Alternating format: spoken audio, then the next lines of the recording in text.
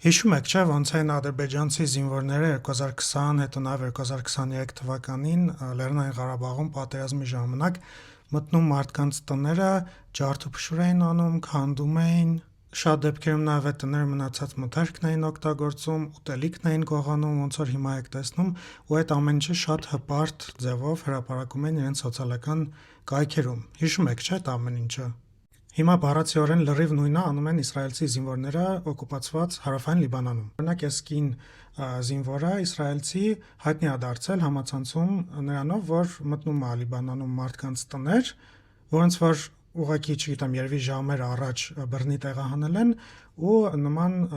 ֆոտոներ է անում։ Նկարվում են նաև մարդկանց աճեցրած բանջարեղենների ֆոնին։ Մի օրինակ էլ հիշում եք, ոնց էին ադրբեջանցի զինվորները էլի Արցախում մարդկանց տների մեջ քանդում, քրքրում ու ցույց էին տալիս այդտեղ ապրող կանանց ներքնազգեստը, ոնց որ տեսնում եք այս վիդեոյում։ Լրիվ բառացիորեն նույնը իսրայելցի զինվորները արել են նաև Գազայում։ Նույն ձև ոնց որ ադրբեջանցի զինվորները Արցախում քանդում են քրիստոնյա սիմվոլիկա, խաչքարեր, տապանակար եւ այլն, այն նույն ձև իսրայելցի զինվորները լրիվ նույն գործողությունները անում են Լիբանանում, օրինակ նկարում տեսնում եք, թե ոնց է իսրայելցի զինվորը մուրճով խփում Հիսուս Քրիստոսի արձանին։ Իհարկե կան որոշ նրբերանգներ, բայց ես մտածում եմ, որ Իսրայելն ու Ադրբեջանը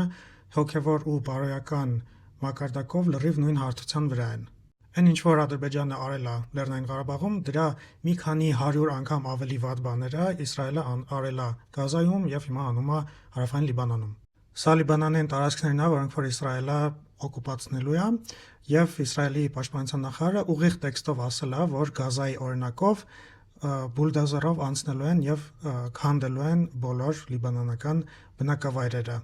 Իսկ մոտավորապես նույնը ով է արել